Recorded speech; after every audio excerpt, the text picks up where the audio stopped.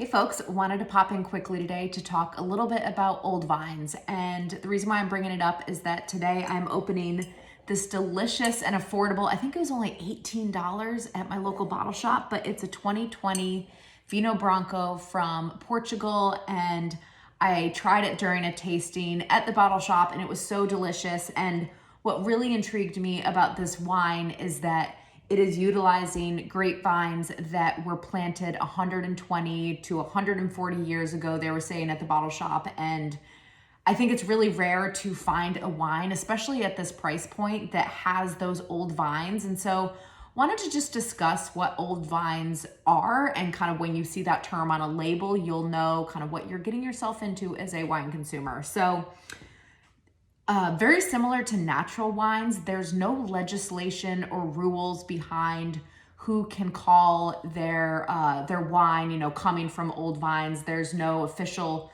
number as to what an old vine is. And so a lot of wineries, unfortunately, will use the term old vines on their label as a total marketing ploy.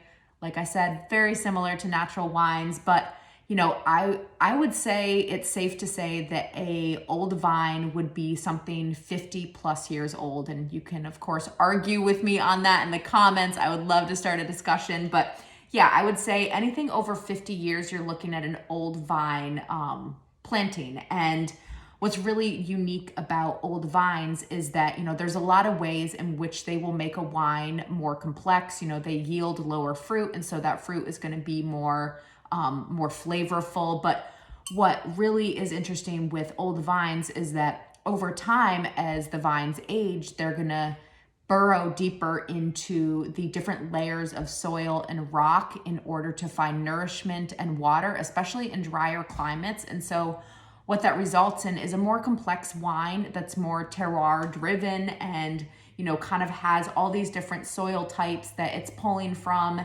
And so you're gonna get some really cool notes on the palate and some aromatics coming out of that really represent the land that it's coming from. So like I said, I am drinking today this 2020 Vino Branco, and I'll post it in the comments, specifically the producer, but this was so affordable and I'm excited to crack into it.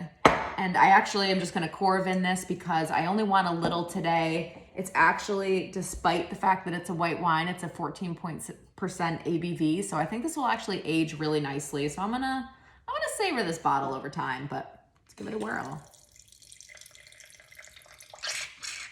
I'll pour myself more, but just for the purpose of this video. So yeah, 120-year-old vines. Oh, it smells so good.